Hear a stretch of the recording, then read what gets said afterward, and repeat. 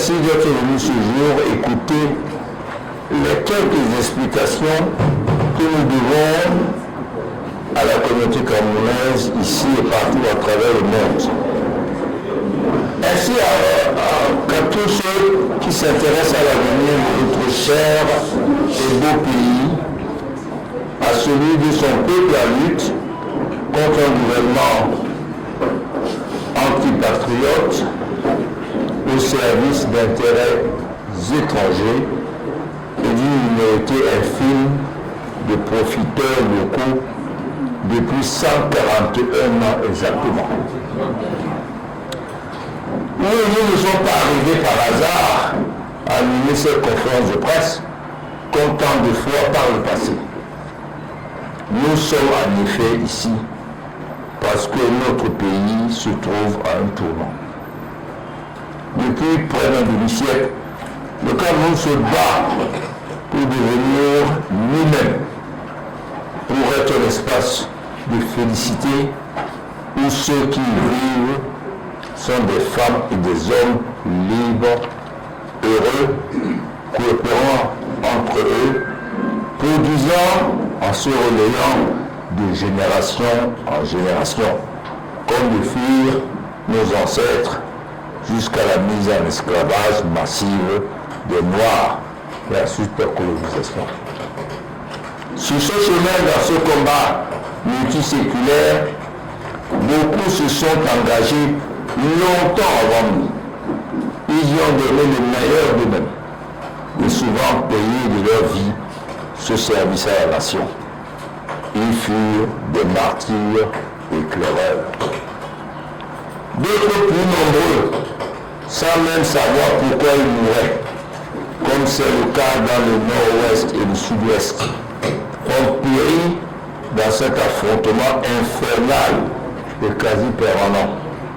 Pour eux tous, devanciers de la lutte sacrée pour la libération du peuple africain du Cameroun et anonymes victimes, je vous prie de bien vouloir nous permettre de manifester notre éternelle reconnaissance et notre solidarité par une petite minute de silence.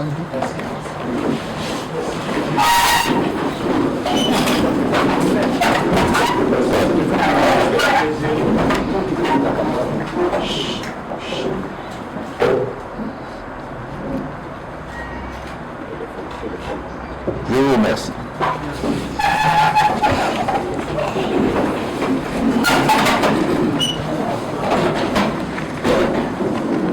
Si nous sommes là, ce n'est pas pour mille raisons.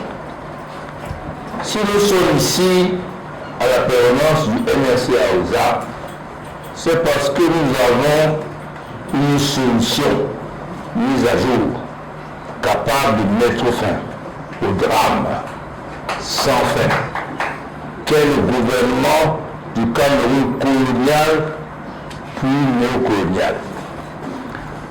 Qu'on le veuille ou non, c'est cela le bas camerounais. Et justement, parce que des situations ne peuvent pas être renversées simplement par la parole ou le diagnostic, nous avons discuté avec diverses forces politiques suivant la vieille tradition gauchiste. Nous l'avons fait comme avant-hier, quand Rudolf Bernard-Gabel, père fondateur du nationalisme camerounais, entreprit de réunir les forces indigènes pour arrêter l'aggravation de l'arbitraire colonial allemand. Nous l'avons fait hier, quand la glorieuse Union de progression du Cameroun, l'UPC de Oumoudé, discutait de la réunification de l'indépendance avec les Camerounais séparés par une double barrière colonialiste à Tico. Nous avons tendu la main, frappé à la porte, tantôt ouvert nos bras aux autres et accepté leur hospitalité en prêtant une oreille attentive à ce qu'ils disent. Ce n'est pas un exercice facile, il faut l'avouer. Nos visions, les circonstances, l'environnement même même, et peut-être surtout malheureusement, nos égos et calculs personnels ne facilitent pas toujours les échanges et les décisions. Le plus important est cependant que nous l'avons fait. Et aujourd'hui, un tout petit résultat est là. Le Maniden investit un opposant à la présidentielle d'octobre 2025, Maurice Kamto.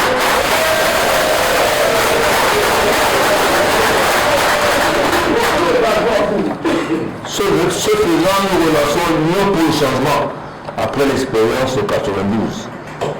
Dans sa deuxième expression, l'Union pour le changement 2025, comme il faut l'appeler, parachève ce mois-ci le combat de libération du Cameroun de la férule d'un gouvernement anti-peuple. Comme en 92, la situation objective de notre pays, la feinte à vaincre de nouveau.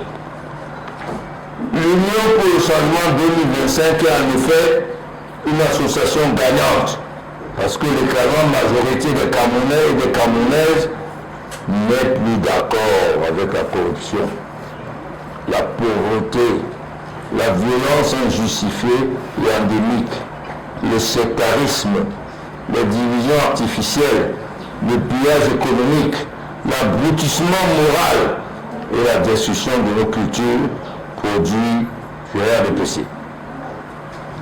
Hormis quelques îlots de pseudo-prospérité au profit de quelques centaines de personnes qui se font évacuer aux frais de l'État pour soigner un palu, on a dedans en Occident.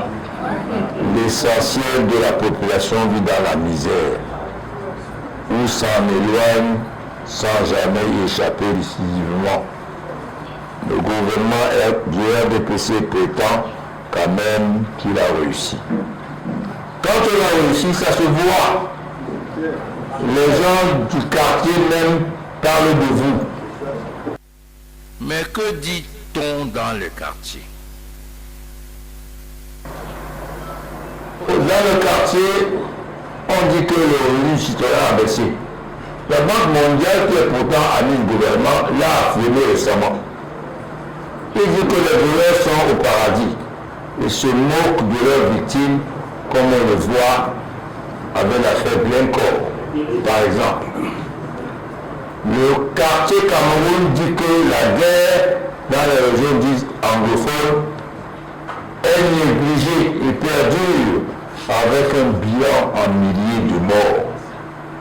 Ce drame sécessionniste suffirait seul à faire tomber n'importe quel gouvernement normal, ou tout au moins à le pousser à s'amender. Ce n'est pas le cas pour la bande mafieuse RDPC et compagnie. Rien n'a donc changé fondamentalement.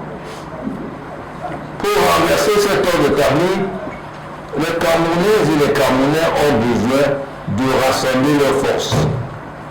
Il faut pour cela réunir tous ceux qui ne veulent pas du vol, des destructions, de la mauvaise politique du RDPC. Or, jusqu'ici, alors que cette majorité existe naturellement dans le pays, elle n'a jamais pu réaliser cette aspiration simple et juste. La raison en est que les mécontents, les opposants ne sont pas suffisamment organisés et rapprochés. Beaucoup trop de causes secondaires ont balkanisé l'effort du changement depuis la défaite militaire de l'UPC. C'est pour cela que nous avons relancé cette initiative. Naturellement, le peuple camerounais nous interpellant, il voudrait savoir pourquoi seulement maintenant? Où étiez-vous depuis alors que nous souffrions? Qu'est-ce qui garantit que cette fois-ci, nos efforts et sacrifices ne seront plus perdus ou dilués dans des actions opportunistes de profiteurs? D'ailleurs, pourquoi c'est Kamto que vous choisissez et pas un tel? peuvent être légitimes. Ils ne doivent cependant pas nous empêcher d'avancer. Nous y répondrons au fur et à mesure que l'initiative progressera. Et n'oublie pas qu'il s'agit d'êtres humains. Il faut être patient, tolérant, compréhensif. Comme dit une sagesse bantoue, on n'amène pas un homme à soi en l'attachant au bout d'une corde. C'est une obligation qui nous impose de respecter la parole donnée, d'être transparent, d'être honnête et courageux, y compris pour parler à nos compatriotes du RDPC. Eux aussi ont besoin d'un Cameroun libre, juste, prospère et en paix. Ce ne sera pas un échec pour eux d'y participer. Bien au contraire, cela aidera tout le monde à sortir du piège sans fin où ils se sont fourrés et qui est à l'origine des malheurs du pays. L'Union pour le changement 2025 relance donc le combat. Il appelle les femmes et les hommes de bonne volonté à y participer. Notre vœu le plus cher est de réaliser un changement en douceur de la direction de notre pays. Et comme on dit certains, nous avons déjà mis un zolo à Biaïko.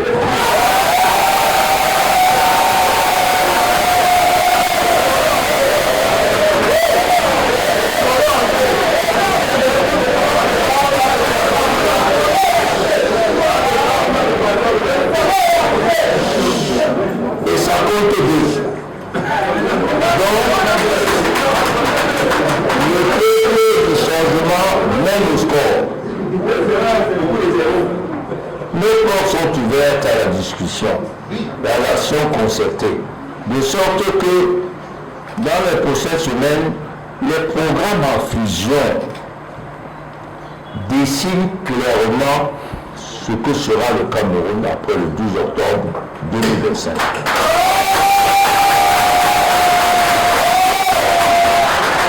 Nous cherchons le plus large consensus possible. Enfin et en toute chose, pensons à ceux qui souffrent le plus de la situation actuelle.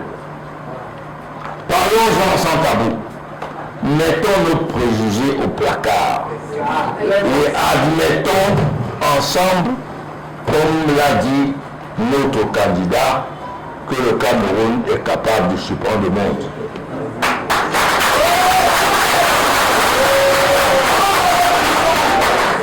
Tout dépend de nous. Tout dépend de vous. Rien que de nous et de vous ensemble. Je vous remercie.